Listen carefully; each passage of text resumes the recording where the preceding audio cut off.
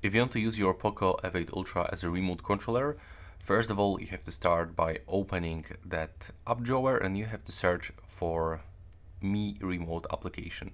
You have to open this one and now you have to click to add remote, pick up your device. So in my case, that will be TV.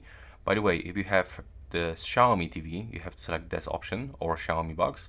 I have the LG TV, so I have to go for just normal TV. And now you have to actually raise your phone and you have to hold the phone with its back facing the device, because the AR blaster is actually here built into the camera system.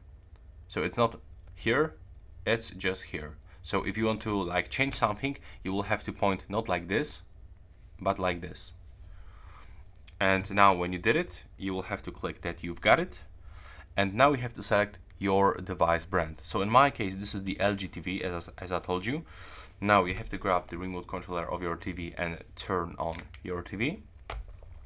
Now you have to select that it's on. And now you have to basically check the available configuration.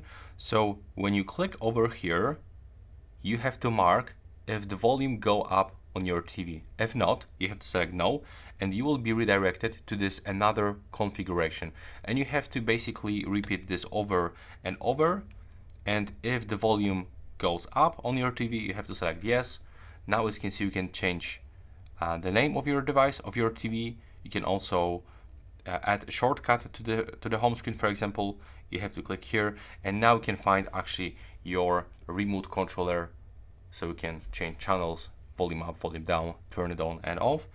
And also this shortcut should be available over here on the home screen, so you can grab it and put it wherever you want to get quick access, which is actually pretty useful. Thanks for watching.